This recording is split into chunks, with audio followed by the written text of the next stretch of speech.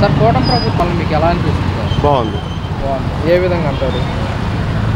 ఏ విధంగా అంటే మనకి కంపెనీస్ కానీ ఏదైనా రావాలన్నా పేదవాడికి బాగుండాలన్నా కూటమి ప్రభుత్వం చంద్రబాబు వస్తేనే బాగుంటుంది. పథకాల విషయానికి వస్తే ఏమంటారు సార్? పథకాలు ఏముంది ఇచ్చే లేబుల్ అభివృద్ధి కావాలి కదా. మరి పథకాలు తీసుకొని పథకాలు అవసరమే ఏంటి? మరి గతంలోనేమో సంక్షేమం అన్నారు వైసీపీ వాళ్ళు, కూటమి ప్రభుత్వం ఏమో అభివృద్ధి డెవలప్మెంట్ అంటున్నారు. అదే కావాలి. అనిపిస్తుందండి మీకు? అభివృద్ధి డెవలప్మెంటే కావాలి. పథకాలు ఎవరికి కావాలి? పథకాలు మనకు అవసరం, అభివృద్ధి కావాలి. పిల్లలకి మన కంపెనీలు వచ్చినాయి అనుకో, పిల్లలు ఎక్కడే జాబులు చేసుకుంటారు. పక్క రాష్ట్రాలకు వెళ్ళవసరం లేదు కదా. సీఎం గారు మనకి అమరావతి పూర్తి చేస్తామంటున్నారు. మీకు ఎలా అనిపిస్తుంది? చేస్తారు, ఆయన అంటే చేస్తాడు. చంద్రబాబు అంటే చేస్తారు. బాబు అంటే బాబు, చంద్రబాబు. అలాగే ఇప్పుడు మన కనుక అమరావతి కనుక పూర్తి అయితే యువతకు కానివ్వండి, ప్రజలకు కానివ్వండి ఎలా ఉండబోతున్నాం? చాలా బాగుంటుంది.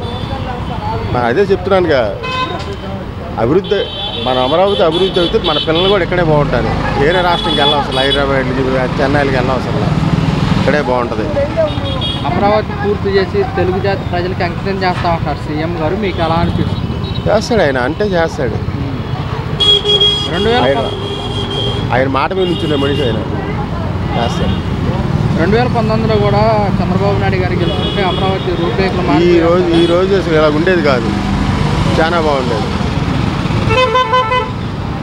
చాలా బాగుండేది. అంతా ఇదిగా ఉండేది. ఏదో ఒకసారి తేడా జరిగింది అంతే, జగన్ చేయలేదు.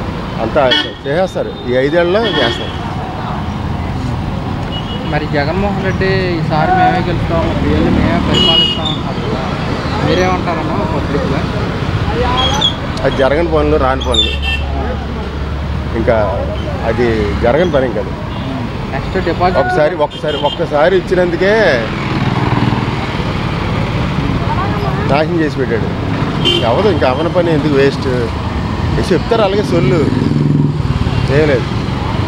ఎప్పటికైనా సరే టీడీపీయే, దాన్ని కొట్టింది లేదు. ప్రజలు బాగుపడాలన్నా టీడీపీయే, అభివృద్ధి అవ్వాలన్నా టీడీపీయే, ఏదైనా అంతే.